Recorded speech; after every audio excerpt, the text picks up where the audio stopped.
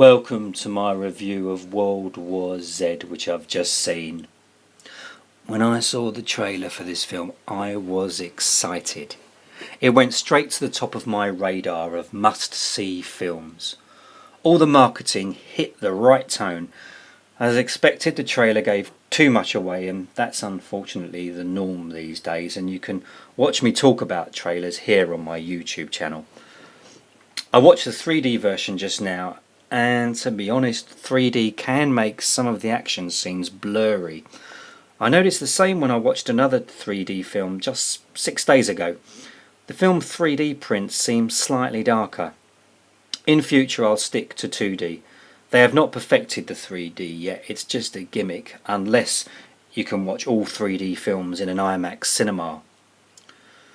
Today was the second time I went to the cinema in 1 week, and on both occasions I had to correct someone texting on a bright smartphone. Cinema offers subtitled film screening times for those that have difficulty hearing, so why can't they offer a special screening for those of us that can cope by not eating or snacking for 120 minutes and can actually survive being unavailable until the curtains close? That would cure bleeding cinema rage, which I suffer from, and no medication can dilute my intolerance for inconsiderate individuals. I like the film score for World War Z, and some of the big action sequences that you've witnessed in the trailer are stunning on the big screen. The actual zombie effects, seen it all before, however one particular sleeping zombie moment is really good, and there are also a few great jump out of your seat moments. Two standout locations are set in a medical facility, which reminded me a little of the early Resident Evil games, and the other good moment is on a plane. I would have preferred the action not to start so early on, because it would have been interesting to understand how humans became to be zombies. Brad Pitt has his on-screen family, complete with whimpering wife and very irritating children. Yes, all of them. Lesson 1, ditch the family, it's too predictable.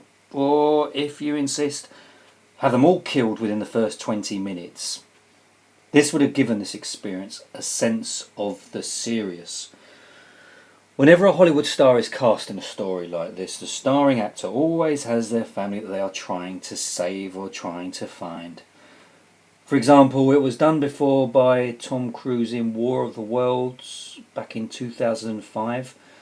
The other familiar plot is when the main character is trying to get a definitive cure, like in the brilliant I Am Legend back in 2007. Whoever wrote the screenplay for World War Z should never work again. The script is terrible. You just wait until you listen to a doctor's speech on a plane. Then you'll hang your head in embarrassment and understand exactly what I mean. The problems don't end there, I'm afraid. Now, during the early stages of production, if I was invited to be on board, I would have started the ball rolling with this. They've made zombies move fast in 28 Days Later, which was a brilliant idea, and they made them pretty scary in I Am Legend, which created a fantastic sense of dread. Now, with World War Z, what can we do to bring something that will blow people away? Something that they haven't seen before. What this film does achieve is a sense of scale. The tidal wave of zombies crushing and killing everything in its path. But that's the only positive thing about this film. Brad Pitt is perfect financial bait to get a project like this off the ground. And he's also one of the producers. I so wanted this film to work, and even Brad Pitt fans are going to be disappointed. Some of you may remember a sketch many years ago where an impersonation was made of the actor Charles Bronson. The impression demonstrated Charles being angry, sad, and in love. And the funniest thing was that the impersonator's face never changed. You guessed it. Brad was like that in this film. he acts like he's just on a really bad vacation.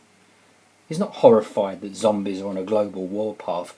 He just wants to concentrate on looking cool, no character, and no passion. The gore and blood is diluted to get a wider certificate, and this is not the epic, clever horror film I hope for. However, if you like your scares gentle and have no interest in being emotionally involved with a film experience, then this is for you. Now, although I feel cheated by what World War Z's trailer promised, I'm not ashamed to disclose that I feel far superior than all the creatives involved in this film. This is the kind of production you would see if Simon Cowell was in charge of what films he thinks you'd like. World War X. It's a no from me.